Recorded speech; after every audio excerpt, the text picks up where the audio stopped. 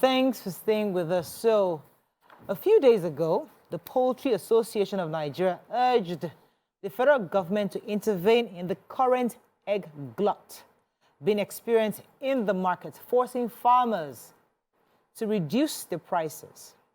Join us on the show is the chairman, Poultry Association, Ogun State, Mr. Idowu Adenuga. Also, we have with us African farmer, Mogaji. Welcome to the show, sir. Thank you. So we'll be with you in a shortly, but let me talk to the chairman of Poultry Association, Ogun State, Mr. Idowu Adenuga, to give us exactly his understanding of the problem. Good morning, sir. Are you there, Mr. Adenuga? Yes, good morning. Actually, the name is Idowu Adenuga. Yeah, Adenuga. Oh, thank you so much for joining us, Mr. Adenuga. All right, so tell us, Thank these you. egg gluts we're experiencing in Nigeria, what is it about exactly? What happened and what caused it?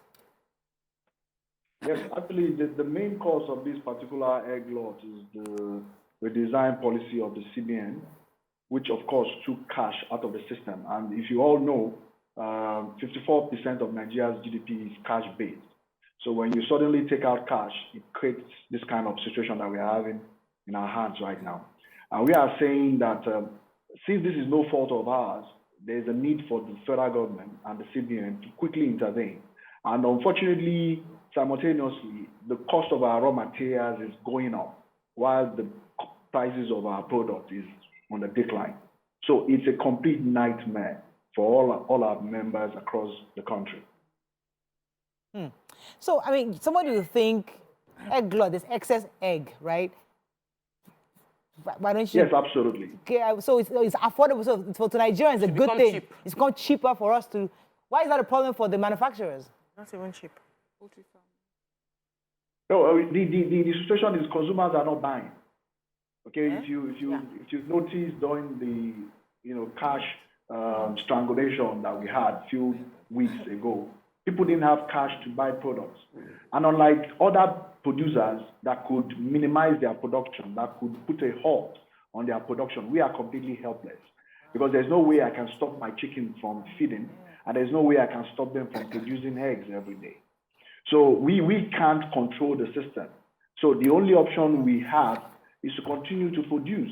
And that's why we are begging on government that this our sector is peculiar, is different, and they need to attend to us very urgently. All right, let me come to our guest in the studio because anything that happens, if I have a catch a cold, I'm asking the government to go and do something. Everybody calls on going for everything.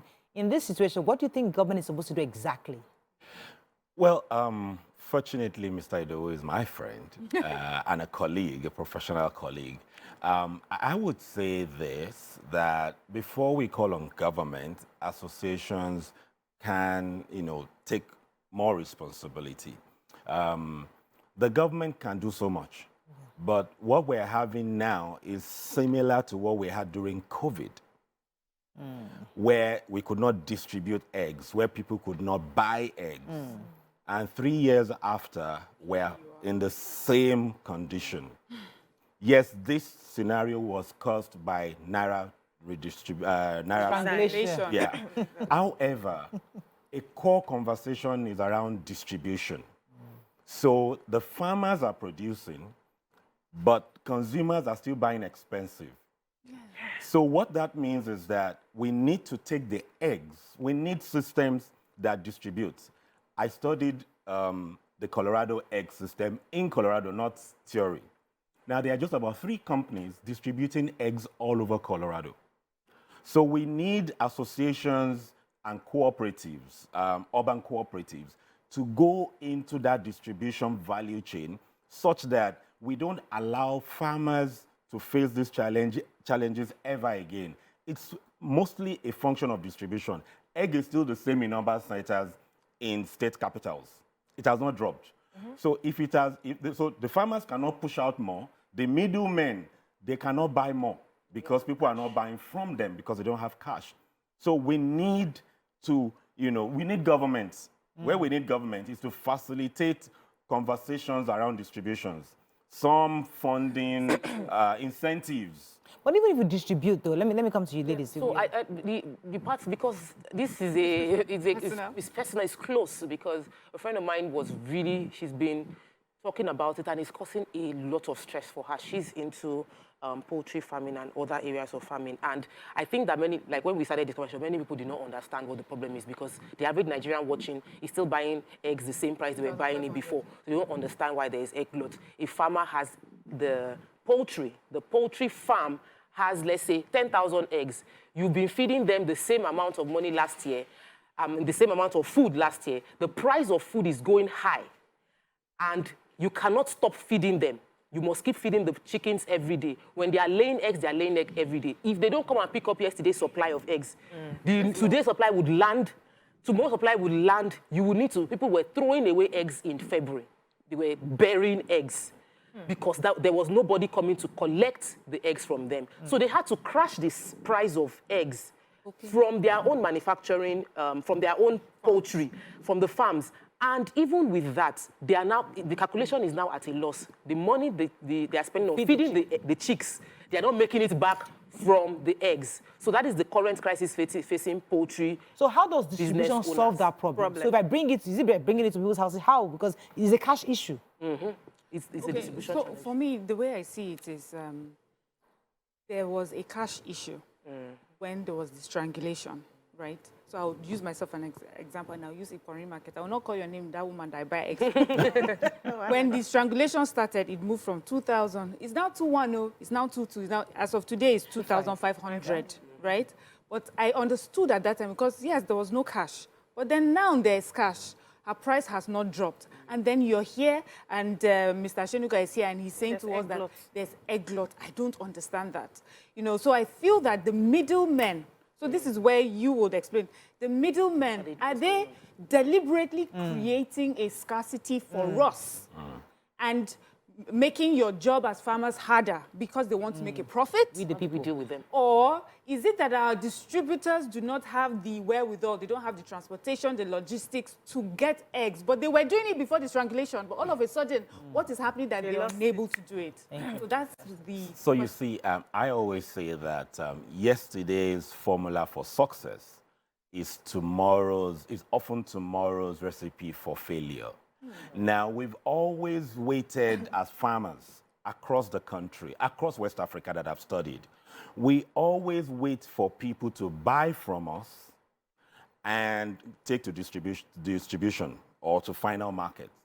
And that is a major reason why investors lose their money. But instead of people funding and investing in that bottleneck to create a solution, they go and produce more eggs. They go and produce more eggs. So bottom line is, and I stand to be corrected, Mr. Idowu would contribute to this, this issue of egg glut happens almost every year. I am an advocate that there's nothing like egg glut. There's a distribution problem. There will be egg glut in Oyo and Ogun because that's the egg basket in the country. And in Lagos, people are looking for eggs. Yes. So it's primarily a distribution. During COVID, there was a man, I was in a group, and the man called and was lamenting he had about 2,000 crates of eggs to sell. So I just told him, is there any estate close to you? He said, yes, in Ekiti. How many? He told me. I said, go to the association and tell them you have eggs to sell and sell at farm gate price. He sold those eggs that day. So it's fundamentally a distribution challenge. People want to eat eggs, you know. So, and the farmers also, the exposure also is not there to know that when there are crises, you cut your cost early. How? Which is sell out, make some money and not lose everything. Because the chicken must continue to eat, like you said. They must continue to lay. So if you don't sell anything, you'll totally lose out. So if you invest in distribution and marketing, or you form a collaboration, then you do that. And so until we focus on distribution and marketing, and this is the same with yams, with tomatoes, February tomatoes was wasted. Let me ask Mr. Shenuga, I'll come to you. Mr. Shenuga, do you agree that distribution could be a solution to this problem? And what has the association done so far to help in this glut? Yes, well, I completely disagree with my colleague, pinning this down to distribution. Because for me, people tend to assume that farmers are illiterate, farmers are uneducated. You know, we in the poultry sector in Nigeria, we have highly sophisticated investors, of which I'm one of them. Talking about distribution, I bring my eggs to Lagos. I supply supermarkets. My eggs are branded. But what we're talking about here is a complete shutdown of cash availability. I brought my eggs to my traditional buyers, and they could not buy. Why? Because they still have the inventory of my previous supply. And why do they have that inventory? They have the inventory because consumers didn't have cash to buy from them. That's what this situation cannot be compared to COVID. During COVID, we sold. This is a completely different scenario. I have logistics that I distribute my eggs. I don't sell at the farm gate. Our farm is about 40 years old. We've not been selling at the farm gate because we understand the need to invest in logistics, which we've done. So this is not a logistics problem. And then I also need to bring to the fore the fact that now this crisis is being compounded because let's assume Nigeria consumes about 1 million eggs daily. Okay, today you're unable to sell the 1 million eggs. Maybe you have a backlog of 600,000. The next day you produce another 1 million. You have another backlog of 600,000. In 1 week or in 10 days, you're talking about 6 million eggs. Okay. And that's the situation we found ourselves. As of 2 weeks ago, when we took inventory, our members had more than 15 million eggs inventory. And then how do you push 15 million eggs into a market that consumes 1 million? So the only thing that could happen now, two things could happen. If Nigeria had investment in egg powder and egg processing, you could push this inventory to the processing facility. But unfortunately, we don't. And we've been crying to government, we've been talking to government to aid us to invest in egg processing because that is a very sophisticated investment. It's like producing powdered milk. You now have powdered egg. Still discussing the excess egg from the farmer side, because we don't see the excess in our own side here. But the farmers are complaining that there's a glut in the system, and we're discussing the reasons why there's a glut. So Mr. Bakaji told us distribution, but our guest, the chairman of the Poultry Association, was saying that it's not only distribution, that he's saying that federal government must begin to process excess egg, into egg powder to do other things. Well, you're going to have to say something. Yes, sir. So before the government goes into the processing, I know that may take a lot of time. You mentioned that it was the cash strangulation that caused the problem we're having today. But we know that the CBN has released some money into the banks. Some people are able to access cash. I don't know how much business people are able to get the volumes of cash that they need. But this is a problem that is temporary and would likely be sorted. What do you think can be done in the short term? What can the farmers do to help themselves? So we know that cash right now is not as much as we want it. Do you advise them to probably start doing transfers? And how will the transfers work for them so that they sort out this problem of egg glut? And how do we as consumers get these eggs? Because we actually need it, and we're still paying the same 2005 as if there is no egg glut. Yes, thank you very much. Like I was saying, before we went on break, there are basically two options. The first one is if we're ready for this and we had processing facilities, we could send more eggs to the processing facilities for us to convert them into liquid and powder, which has longer shelf life. Now, the only solution at this moment is for government to mop up, because we are talking about backlogs. Nigerians cannot consume all of a sudden more than what they traditionally consume. Now, the cash crunch has created backlogs, inventories in the farms. So the only solution is for government to mop up.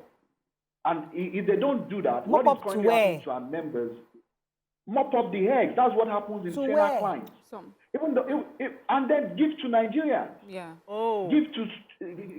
So so what that does is that that benefits the farmer's pocket. So federal government comes to the rescue, buys up the egg from you, you go home happy, and then go distribute the egg. That's the way to sustain the system. Yeah. They have to do it with corn in America. Like for instance, in Ogun State, our governor has mopped up 10,000. Yeah, But Plateau like State as well. my colleague said, Ogun State is the largest egg producing state in Nigeria. So if we're talking about the inventory, we have over 1 million eggs with our members unsold in their inventory. So mopping 10,000 is completely infinitesimal.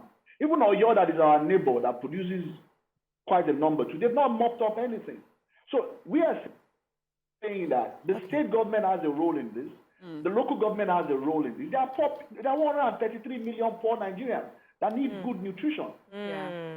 All right. And for crying out loud, in January, the federal government stopped the school feeding program, which used to be a means through a channel through which we sell. They stopped the program in January. Okay, you guys. Yeah, so I was going to say that the Plateau So State... they need to come in now. All right, 1 second, sir. Let me get. That the Plateau State government was actually the first government to do this. They mopped up eggs from the farmers, and they have distributed it. You know, there's a... they say charity organizations have benefited from this, orphanages have benefited from this. So you would help with past inventory. Another reason I think people may have a problem with just buying eggs right now, because I had the problem, was I was afraid that I was going to get old eggs, eggs that were already expired. I've complained here before that sometimes you go to supermarkets and they have eggs, they've had them for a while, and when you take them home, they are bad. So I would also like to know, like, what's the shelf life for eggs, and let people understand that you can still buy these eggs. So maybe people are afraid to get eggs because they're afraid that they are bad already. You want to take that question? Yes. So fundamentally, it's a policy issue. It's policy.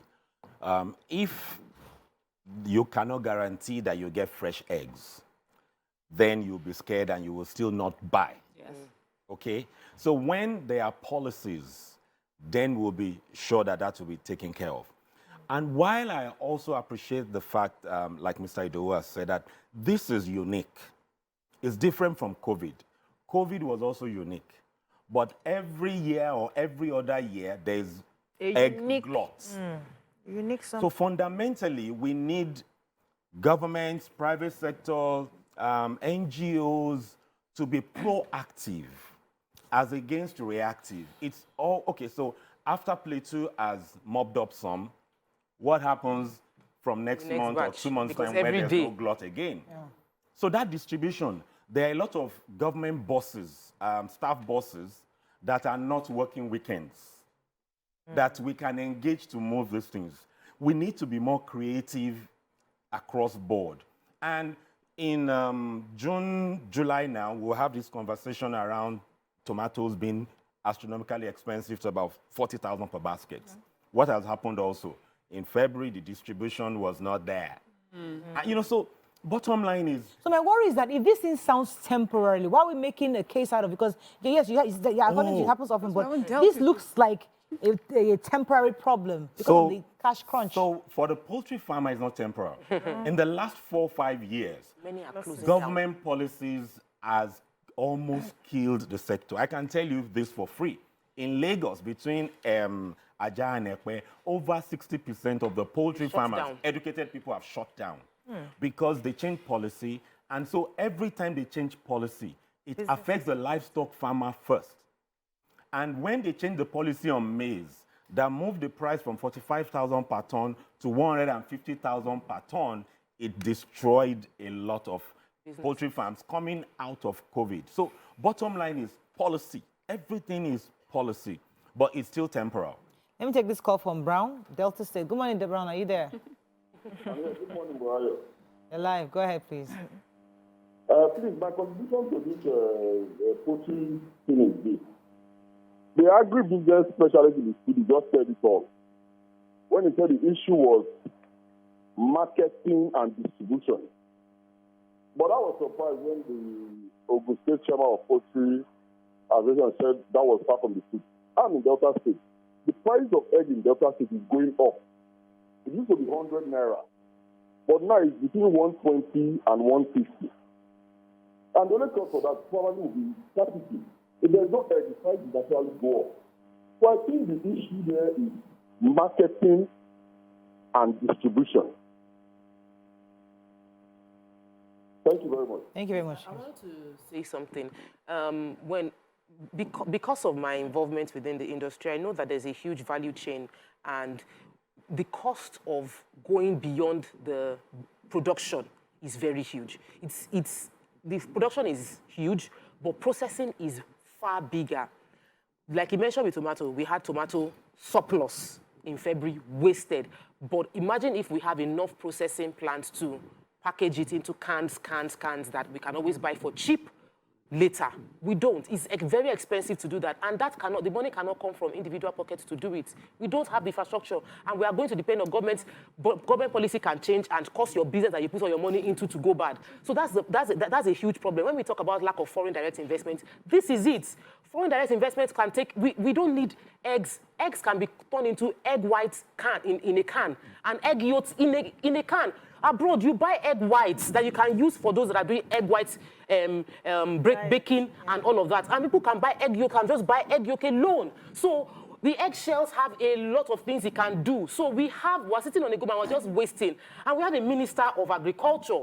You're supposed to understand this and be looking for how you would bring in foreign direct investors who will put money on ground, the billions of naira that we need, millions of dollars that we need to set up policies. Anchor borrower is going to farmers at the production end, not processing. And the problem the anchor borrowers are facing is that when we farm, insecurity, the processing, we don't have where to process, we don't have how to sell. So the real problem for all our agriculture is we don't add value to our agricultural products. Can We're consuming raw. Yes, so I would like to know what sort of conversations your farmers organization deals in. When you people sit down to talk about how to promote, I don't know if you sit down, talk about how to promote the agricultural sector in Nigeria, what are some of the things that you have highlighted that would help boost your industry that you present?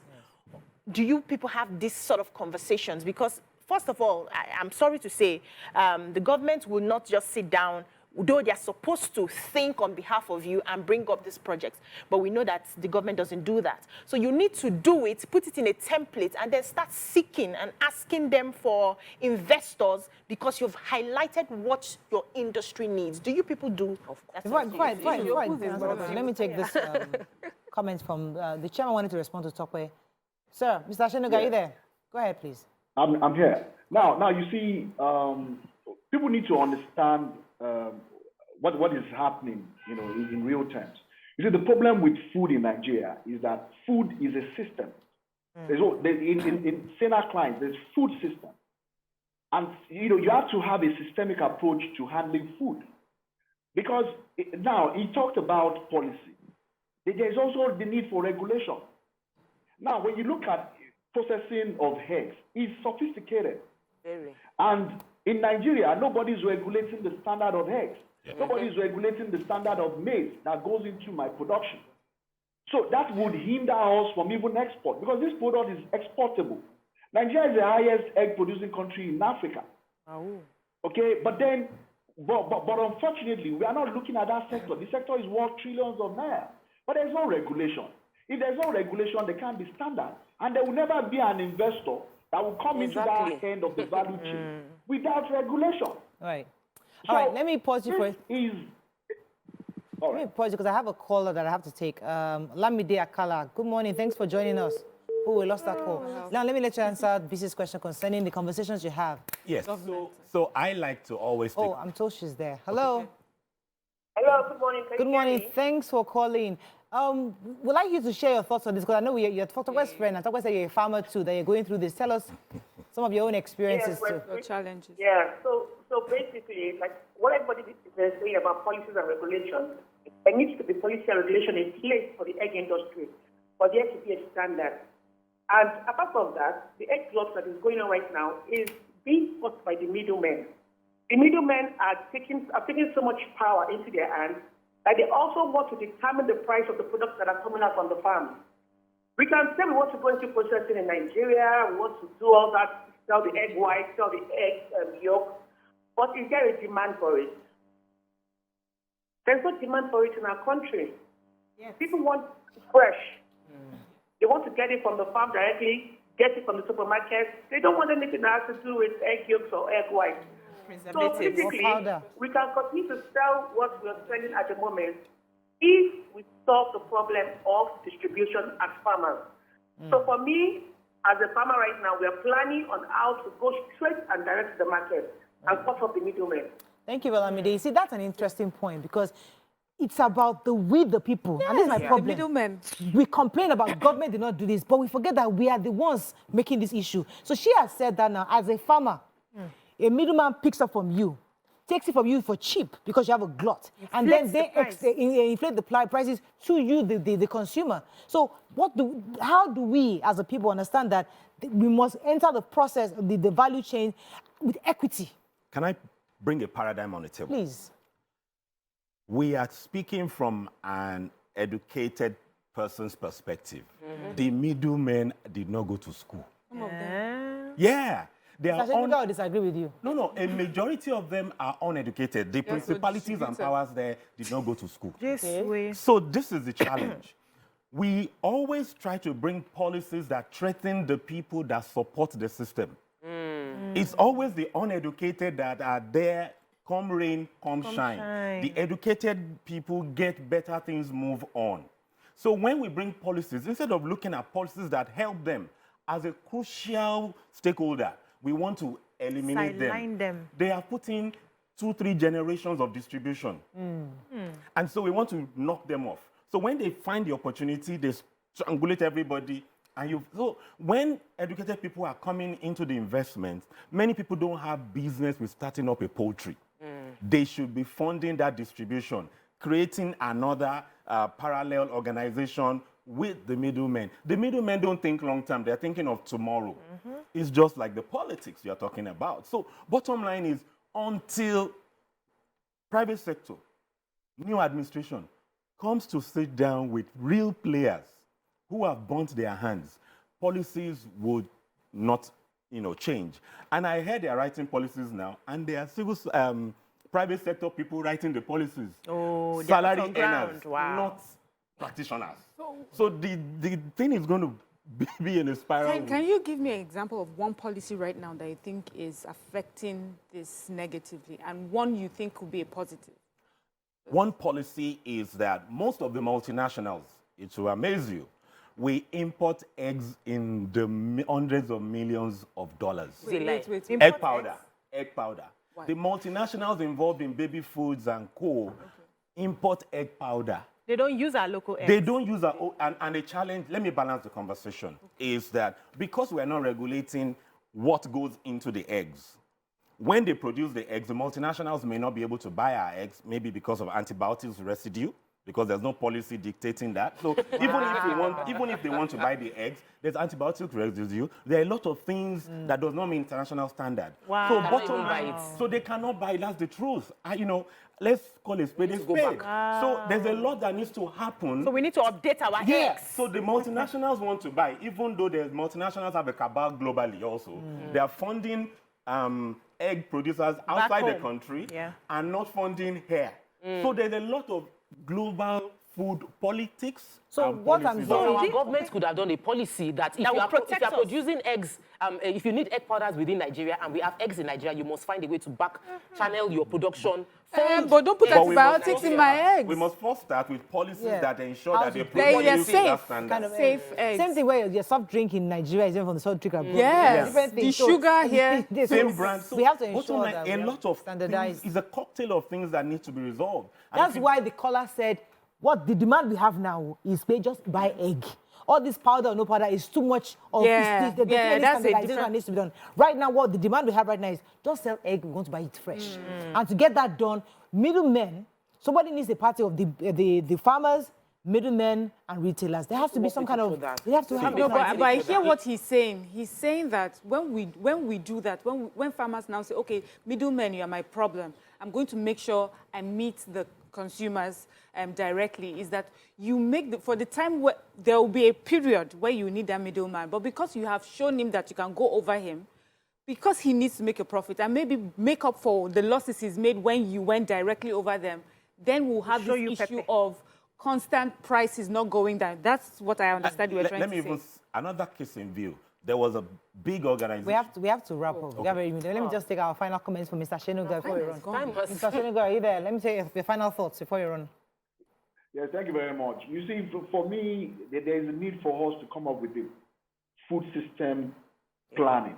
You know, all these problems are going to keep reoccurring, but this one is peculiar though. But they are going to keep on reoccurring if there's no system. As I speak to you now, we've gone to the presidency, we've gone everywhere, but nobody's even calling us to the table to engage.